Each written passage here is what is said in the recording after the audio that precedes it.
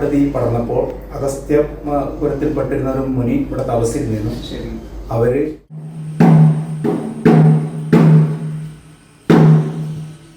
വർഷത്തിൽ എല്ലാ ദിവസവും കളമ്പാട്ട് നടത്തുന്ന ഇന്ത്യയിലെ തന്നെ ഒരു ഏക ക്ഷേത്രമാണ് ഇത്. എനിക്ക് തോന്നുന്നൊരു അമ്മയുടെ ഭാവമാണ്. നമ്മളെ പ്രയാസങ്ങളൊക്കെ നമ്മൾ അമ്മയോട് പറയുന്ന പോലെ ഭഗവതിയോട് പറഞ്ഞു.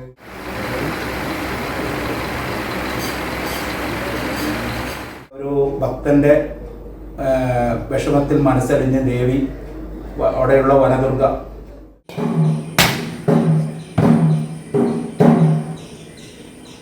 ദാരു വിഗ്രഹം രക്തചന്ദനാണ്.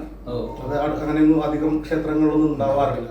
നമ്മുടെ എവിടെ ഇല്ലാത്ത സമ്പ്രദായം എന്ന് പറഞ്ഞാൽ ബഹുബേര സമ്പ്രദായത്തിലാണ് പൂജാവിധികൾ. ബഹുബേര സമ്പ്രദായം.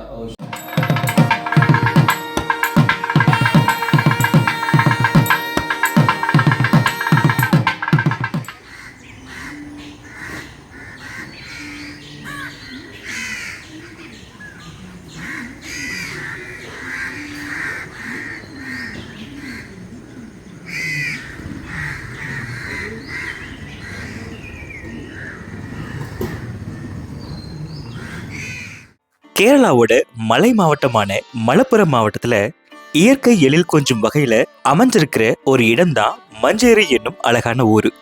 அப்படி இயற்கையை சுற்றி வளைச்சு அதுல வசிக்கக்கூடிய ஒரு குட்டி குளுமை பிரதேசம் தான் இந்த மஞ்சேரி ஊரு. இந்த மஞ்சேரியில சின்ன சின்னதா பல சிறப்புகள் இருந்தாலும் அதுல ஒரு சிறப்பு மிக்க இருக்கக்கூடிய ஒரு இடத்துக்கு தான் இன்னைக்கு நாம வந்திருக்கோம். அதுதான் இந்த மஞ்சேரியில இருக்கக்கூடிய மஞ்சேரி மேலாக்கம் ஸ்ரீ காளிகாவு பகவதி என்னும் ஒரு சக்தி வாய்ந்த பகவதி ஆலயம். மலப்புரம் மாவட்டம் மையமா வச்சு மஞ்சேரியிலிருந்து சுமார் 1-2 கிலோமீட்டர் தொலைவில் அமைஞ்சிருக்கிற இந்த ஆலயம் மஞ்சேரி பகுதியில மிகவும் பிரபலமாகவும் பெரும் நம்பிக்கையாகவும் பேசப்படுற ஒரு ஆலயம். சொல்ல போனா ஒரு புராதனமிக்க ஆலயம்னு கூட சொல்லலாம். சாதாரணமா இந்த பகவதி ஆலயத்தை ஸ்ரீ காளிகாவிலம்மே அல்லது காளிகாவு பகவதி கஷேத்திரம்னு கூட சொல்றாங்க. காளிகாவுன்னு இவ்விடத்தை சொன்னாலும் இங்க இருப்பது என்னவோ பத்ரகாளி தாய் தான். ஆனா உக்ரமூர்த்தி கிடையாது. ரூபம் அப்படி இருந்தாலும் பகவதியோட அம்சம் என்னவோ சாதாரண முகத்துல சாந்த ரூபிணியா தான் இந்த தாய் காட்சி தராங்க. இந்த காளிகாவு ஆலயத்துல பகவதி தேவி பத்தி நாம பேசுறதுக்கு முன்னாடி இந்த ஆலயத்தை பத்தி கொஞ்சம் தெரிஞ்சுக்கலாம் வாங்க. பல நூறு ஆண்டுகள் சரித்திரங்களை உள்ளடக்கி வச்சிருக்கிற இந்த காளிகாவு ஆலயம் முன்னாடி காலத்துல அவ்வளவு பெருசா காணப்பட்டது இல்லையாமா. காரணம் ஆலயம் இருந்த இடம் அப்படி. ஏன்னா இதுக்கு முன்னாடி இந்த இடங்கள் அனைத்தும் வனம் நிறைஞ்ச காடா தான் காணப்பட்டிருக்குது. அது மட்டும் இல்ல, இந்த பகவதி தேவியான காளி அண்ணன் இங்க வர்றதுக்கு முன்னாடியே மற்றொரு தேவன் குடி வந்திருக்காரு. அது வேற யாரும் இல்ல, சாட்சாத் காட்டுக்குள்ளேயே வாழக்கூடிய சபரிமலை ஐயப்பனான அவருடைய அவதாரமான சாஸ்தா தான். ஆரம்பத்துல இவரு இங்க வந்து குடியேறியதுக்கு இந்த பதிவுல சில சரித்திர கதைகள் சொல்லப்பட்டு இருக்குது. அப்படியே சாஸ்தாவான ஐயப்பன் குடியேறி இருந்தாலும் இந்த ஆலயம் என்னவோ அவ்வளோ பெருசா யாருக்கும் தெரிய வரல. அதுக்கு முக்கிய காரணம் இந்த இடம்.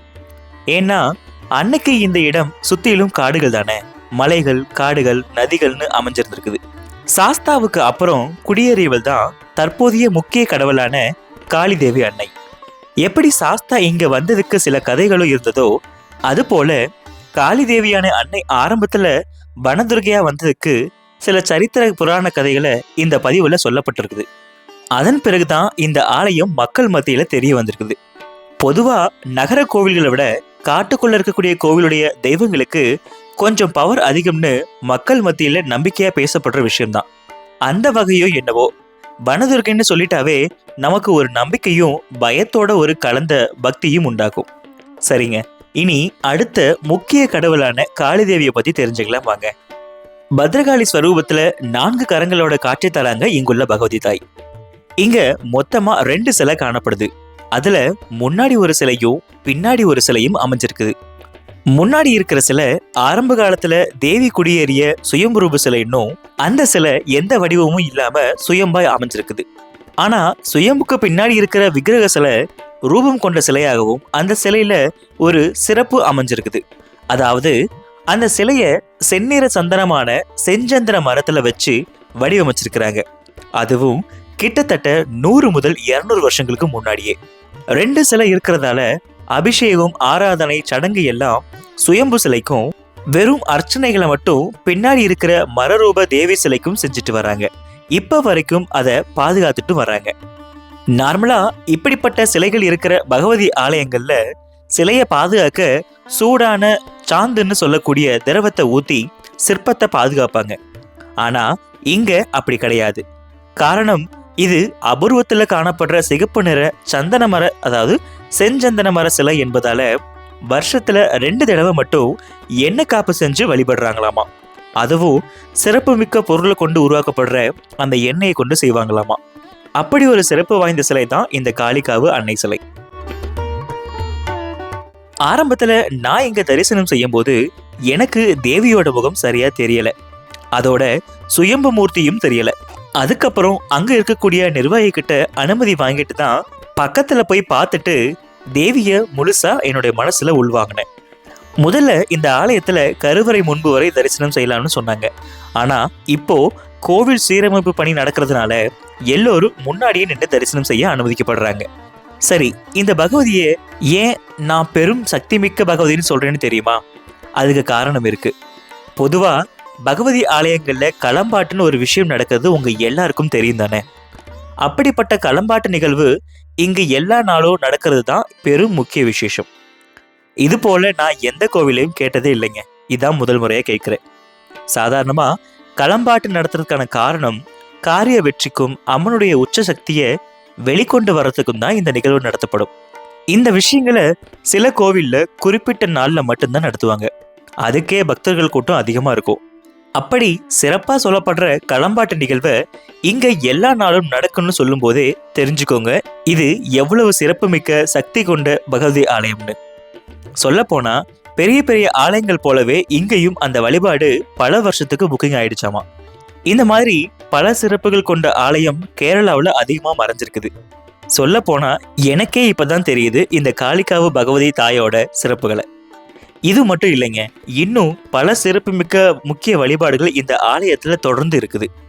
எப்படி இந்த ஆலயத்துல பகவதி தேவிக்கு சிறப்பு வழிபாடு சொன்னேனோ அது போல இங்க இருக்கக்கூடிய ஐயப்பனுக்கும் சில வழிபாடுகளும் விசேஷங்களும் நடைபெறுவது வழக்கம். சொல்ல போனா மண்டல காலத்துல சீசன் டைம்ல இங்க அதிகமான ஐயப்ப பக்தர்கள் வந்து வணங்கி போறதா சொல்லப்படுது. அந்த அளவுக்கு பெயர் சொல்லும் ஆலயம் தான் இந்த காளிகாவு பகவதி ஆலயம்.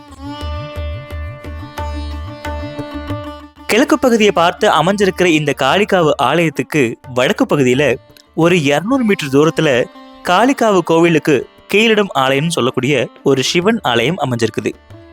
அமைதியான சூழலும் அழகு நிறைஞ்ச பூந்தோட்டமும் குளமும் வயல்வெளின்னு இந்த ஆலயத்துக்கு இன்னும் அழகா அமைஞ்சிருக்குது. பொதுவா பகவதி ஆலயங்களுக்கு பக்கத்துல சிவன் ஆலயங்கள் காணப்படுறது வழக்கம்தான். அப்படித்தான் இந்த ஆலயமும். இந்த ஆலயத்தோட பெயர் ஸ்ரீ முகுந்தா மன்ன சிவக்ஷேத்திரம்னு சொல்லப்படுது. இந்த ஆலயத்துல சிவபெருமான் சிறிய ரூபத்துல வீரபத்ரன் எனக்கூடிய சங்கல்பத்துல தான் அமைஞ்சிருக்காரு. இங்கேயும் எப்பவும் விசேஷங்களும் வழிபாடுகளும் பிரதோஷ நிகழ்வுகளும் நடக்கிறது வழக்கம்தான். ஆனா இந்த ஆலயத்துல ஒரு சிறப்பு அமைஞ்சிருக்குது. அது என்னன்னா, வீரபத்ர சங்கல்பத்துல இருக்கக்கூடிய சிவலிங்கம் காட்சி தந்தாலும் சிவனுடைய மனைவியான பார்வதி தேவி பெண் விளக்கு ரூபமா இருந்தாலும் இந்த ஆலயத்தோட கருவறையை சுத்தி பள்ளி ரூபமா, அதாவது கௌளி ரூபமா சுத்தி வர்றதும் பக்தர்களுக்கு காட்சி தருவதும் இங்குள்ள நபர்களால் கூறப்படுது. நான் போன சமயம் இதை நான் கவனிக்கல.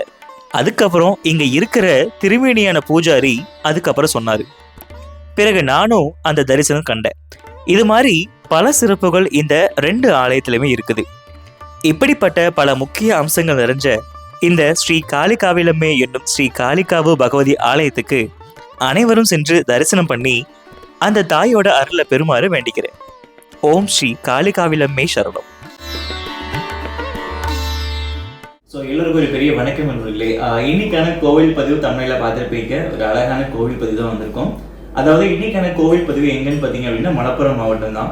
ஸோ மலப்புரத்துலேருந்து கிட்டத்தட்ட ஒரு 12 கிலோமீட்டர் தொலைவிலையும் பிரசித்தி பெற்ற ஒரு இடம் தான் மஞ்சேரி. கண்டிப்பாக கேள்விப்பட்டிருப்பீங்க. ஸோ ஒரு அழகான மலைத்தொடர்கள் இருக்கக்கூடிய மஞ்சேரி. ஸோ அந்த மஞ்சேரியிலிருந்து கிட்டத்தட்ட ஒரு 2 கிலோமீட்டர் தொலைவில் இருக்கக்கூடிய மஞ்சேரி மேலக்கம் ஸ்ரீ காளிகாவு பகவதி அப்படின்னு சொல்லக்கூடிய கோவிலுக்கு தான் வந்திருக்கோம். ஸோ இந்த கோவில் நமக்கு பெர்மிஷன் கொடுத்தது நம்மளோட எக்ஸிக்யூட்டிவ் ஆஃபீஸர் அண்ட் மேனேஜர்ஸ் எல்லாமே கொடுத்தாங்க. ஸோ ஷூட்டும் எடுத்தாச்சு. ஸோ இப்போ அவங்க கூட மேனேஜர் இருக்காங்க அண்ட் கிளர்க் இருக்காங்க. ஸோ அவங்க கிட்ட இந்த கோவிலை பற்றிய விசேஷங்கள் கண்டிப்பாக தெரிஞ்சுக்கலாம். ஸோ നമസ്കാരേട്ടാ. നമസ്കാരം. നിങ്ങളുടെ പേര് പറഞ്ഞു? എൻ്റെ പേര് മുരളീധരൻ. മുരളീധരൻ. ഇവിടുത്തെ? ഞാനിവിടെ മാനേജറാണ്. മാനേജറാണ്. നിങ്ങളുടെ പേരേട്ടാ? ഞാൻ വിനീഷ്. വിനീഷ്. ഇവിടുത്തെ ക്ലർക്കാണ്. ക്ലർക്കാണ്. ഓക്കെ. ഏട്ടാ, നമ്മുടെ അതായത് മേലാക്കം ശ്രീ കാളികാവ് ഭഗവതി ക്ഷേത്രത്തിന്റെ ചരിത്രം എന്താണ് ഏട്ടാ? കാളികാവ് ക്ഷേത്രത്തിന്റെ ചരിത്രം എന്ന് പറഞ്ഞാൽ ഏതാണ്ട് ഒരു 900 വർഷത്തോളം പഴക്കമുണ്ടെന്നാണ് പറയപ്പെടുന്നത്. 900 വർഷം. ശരി. നമ്മുടെ ദേവിയുടെ പ്രതിഷ്ഠ ഇവിടെ ആദ്യം വന്നത് ശാസ്താവിനെയാണ് പ്രതിഷ്ഠിച്ചിട്ടുള്ളത്. ഈ പ്രദേശം ആകെ ഒരു വനം ആയിരുന്നു എന്നാണ് അറിയപ്പെടുന്നത്. ശരി, ശരി. ഇതിനോട് ചേർന്നൊരു പുഴയും ഒഴുകിയിരുന്നു. ആ പുഴ ലോപിച്ചിട്ടാണ് ഇന്നുള്ള ഈ ഒരു തോട് ഉണ്ടായിട്ടുള്ളത്. അപ്പോൾ അന്ന് ഈ വനത്തിൽ കാട്ടുതീ പടർന്നപ്പോൾ അഗസ്ത്യപുരത്തിൽപ്പെട്ടിരുന്ന ഒരു മുനി ഇവിടെ തപസ്സിരുന്നു. ശരി. അവർ ഒരു പുഴയിൽ നിന്നൊരു കല്ലെടുത്ത് ശാസ്താവിനെ ധ്യാനിച്ച് പ്രതിഷ്ഠിച്ചു, തീ അണയാൻ വേണ്ടി പ്രതിഷ്ഠിച്ചു എന്നാണ് പറയപ്പെടുന്നത്. പിന്നീട് കുറേ കാലത്തേക്ക് അതിൻ്റെ യാതൊരു പൂജാവിധികളൊന്നും ഇല്ലാതെ തന്നെ കിടക്കുകയായിരുന്നു. ഈ സമയത്ത് തൊട്ടപ്പുറത്ത് ഒരു മുത്രക്കുന്ന് ഭഗവതി ക്ഷേത്രം ഉണ്ട്. അവിടെ ഒരു മുത്രക്കുന്ന് ഭഗവതി ക്ഷേത്രം, കുന്നത്തമ്പലം എന്ന് പറയും. അവിടെ ഒരു ഭക്തന്റെ വിഷമത്തിൽ മനസ്സറിഞ്ഞ് ദേവി അവിടെയുള്ള വനദുർഗ ഭക്തന്റെ കൂടെ പോരുകയും ഈ മേലാക്ക ഈ പ്രദേശത്തെത്തി കഴിഞ്ഞപ്പോൾ അമ്മയുടെ ഭഗവതിയുടെ ഒരു അശരീരി വന്നു, ഞാനിവിടെ വസിച്ചോളാം എന്ന് പറയുകയും അങ്ങനെ വനദുർഗയായിട്ട് വന്ന ഭഗവതിയെ ഭദ്രകാളി സങ്കല്പത്തിൽ ഇവിടെ പ്രതിഷ്ഠിക്കുകയുണ്ടായത്. ഇപ്പോൾ ഭദ്രകാളി സങ്കല്പത്തിലാണ് ഇവിടെ പൂജാവിധികൾ നടക്കുന്നത്. ശരി ശരി ശരി ശരി ശരി. ക്ഷേത്രത്തിൽ ഇപ്പോൾ തന്ത്രം നടത്തുന്നത് മുടപ്പിലാപ്പള്ളി മനയിലേക്കാണ്. ശരി ശരി ശരി ശരി. ഇവിടെ ഭഗവതിക്ക് പ്രധാനമായിട്ടും ഉദ്ദിഷ്ടകാര്യത്തിന് ഭഗവതിക്ക് ഏറ്റവും ഇഷ്ടപ്പെട്ട വഴിപാടുമായ കളമ്പാട്ടാണ് ഈ ക്ഷേത്രത്തെ സംബന്ധിച്ച് നടക്കുന്നത്.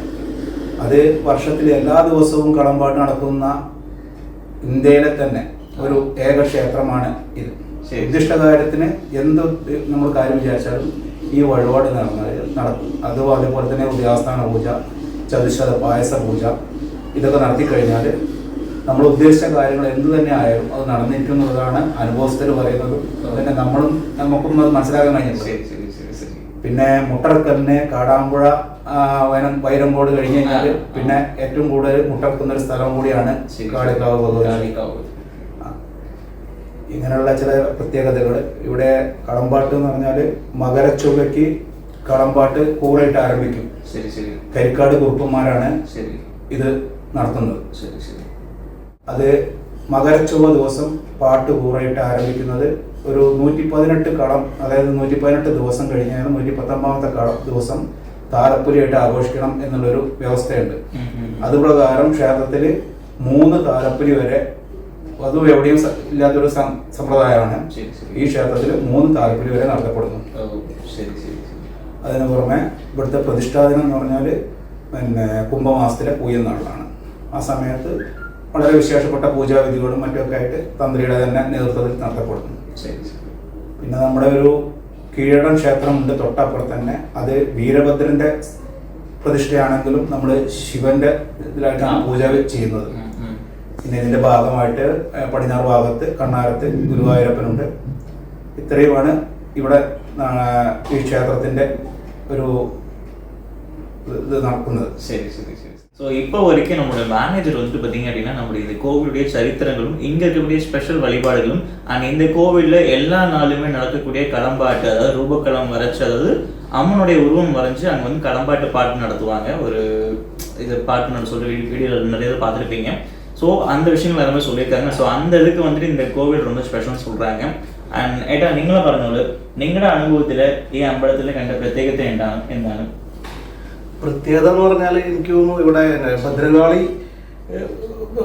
രൂപത്തിൽ ഭാവത്തിലാണെങ്കിലും ഇവിടെ ഒരു മാതൃഭാവത്തിലാണ് അമ്മ ഇരിക്കുന്നത്. അപ്പൊ അതുകൊണ്ട് തന്നെ കാര്യസാധ്യ വഴിപാടുകൾ, ഒരുപാട് കാര്യസാധ്യ വഴിപാടുകൾ ഇവിടെ വരാറുണ്ട്. അങ്ങനത്തെ അനുഭവങ്ങൾ ഒരുപാട് ആളുകൾ നമ്മളോട് സ്വയം നമുക്കൊക്കെ അനുഭവം ഉണ്ടായിട്ടുണ്ട്.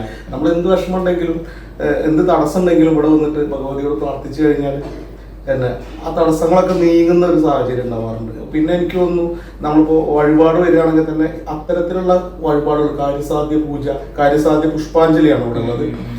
അതുപോലെ അങ്ങനത്തെ വഴിപാടുകളൊക്കെ ഒരുപാട് വരാറുണ്ട്. അപ്പൊ എനിക്ക് തോന്നുന്ന ഒരു അമ്മയുടെ ഭാവമാണ്.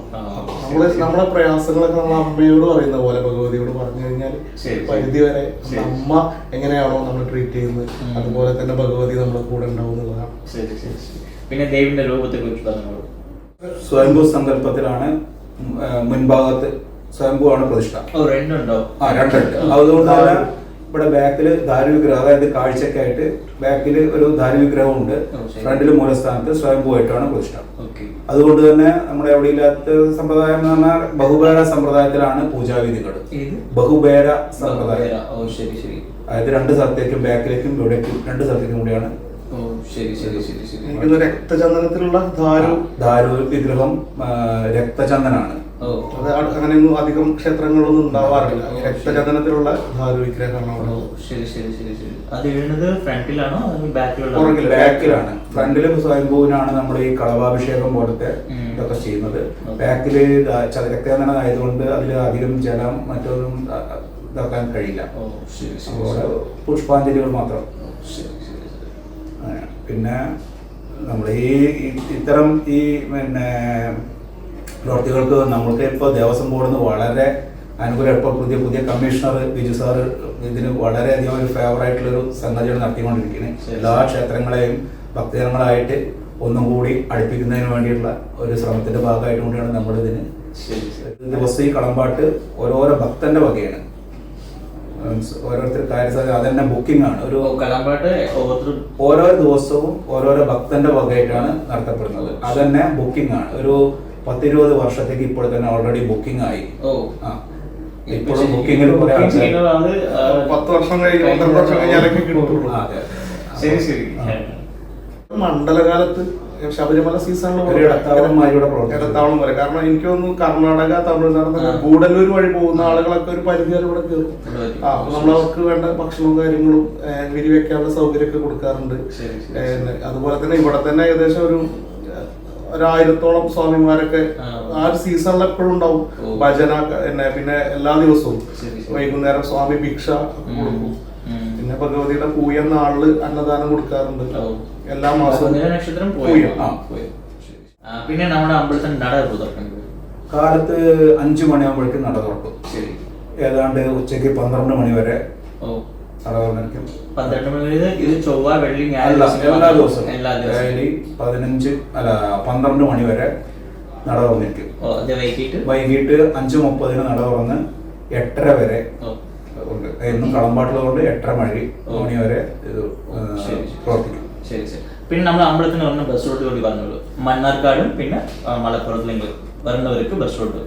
പിന്നെ നമ്മള് തൃശ്ശൂർ ഭാഗത്തു നിന്നൊക്കെ വരികയാണെങ്കിൽ പിന്നെ പട്ടാമ്പി പെരിന്തൽമണ്ണ വഴി നേരെ മഞ്ചേരി മങ്കട വഴി. ശരി.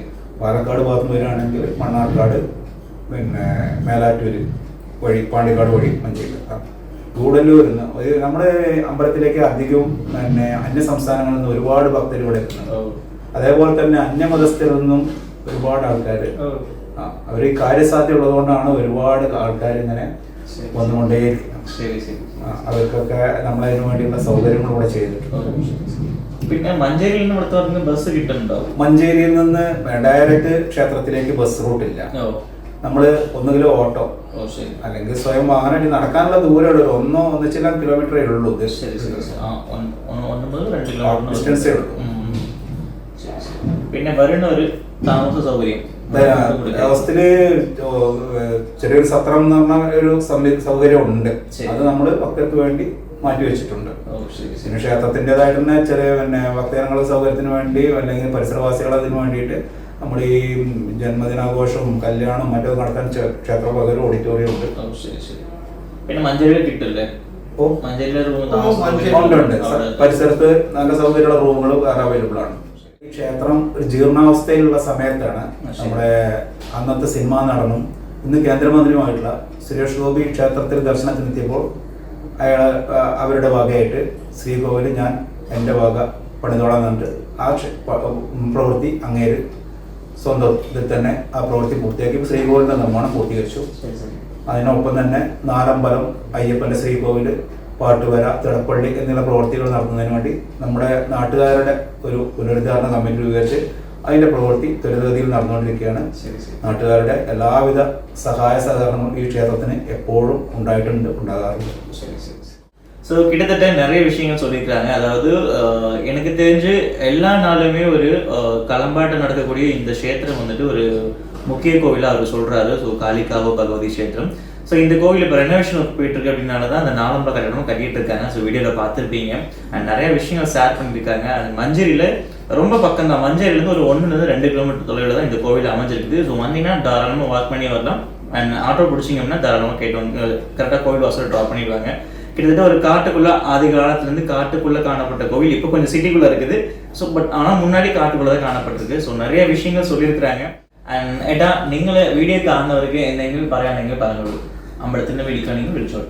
ആ ക്ഷേത്രത്തിൽ പിന്നെ ആർക്കും എപ്പോഴും നമ്മളായിട്ട് ബന്ധപ്പെട്ട്, അതായത് എന്ത് കാര്യത്തിനും നിങ്ങൾ എന്ത് വിഷമമുണ്ടെങ്കിലും അമ്മയെ പ്രാർത്ഥിച്ച് ഒരു വഴിപാട് നേർന്നുണ്ടെങ്കിൽ അത് നടക്കുമെന്നുള്ളതിൽ എൻ്റെ ഇത്രയും വർഷത്തെ, ഞാനവിടെ ജനിച്ചു വന്ന ആളാണ്, ഇത്രയും കാലത്തെ പരിചയം വെച്ച് ഒരുപാട് അനുഭവങ്ങളുള്ളതാണ്. അതുകൊണ്ട് ഏത് വിഷയത്തിനും ഇവിടെ അമ്പലത്തിൽ ഏത് കാര്യത്തിനും അമ്മയെ പ്രാർത്ഥിച്ച് നമ്മളെ ബന്ധപ്പെട്ട് കഴിഞ്ഞാൽ നമ്മളത് വേണ്ട വിധത്തിൽ നമ്മൾ നടത്തി കൊടുക്കുന്നതാണ്. கண்டிப்பா. ஏன்னா அந்த அம்மா காளிகாவ அம்மான்றது ஸோ நம்ம என்ன நினைக்கிறோமோ கண்டிப்பாக நடத்தி கொடுப்பாங்கம்மா. ஸோ அதுக்காகவே நிறைய பார்த்தீங்கன்னா இங்கே நிறைய பேர் வந்துட்டு நிறைய சினிமா ஸ்டார்ஸ் வந்து எல்லாமே வந்து செஞ்சுருக்காங்க, நிறைய உதவிகள் பண்ணியிருக்காங்க. ஸோ நீங்களே இதே இந்த கோவிலுக்கு வந்து உங்களுடைய வேண்டுதலை என்ன சொல்கிறது, உங்களுடைய வேண்டுதலை வேண்டி இந்த அம்மாவோட ஆசீர்வாதம் கண்டிப்பாக பெறணும்னு நானும் வேண்டிக்கிறேன். ஸோ இது வரைக்கும் வீடியோவில் நிறைய விஷயங்கள் சொன்ன நம்மளோட அண்ணாங்களுக்கு பெரிய தேங்க்யூ சொல்லியிருக்காரு. ஸோ ரொம்ப நன்றி, நல்ல விஷயங்கள் சொன்னதுக்காக தேங்க்யூ ஸோ மச்.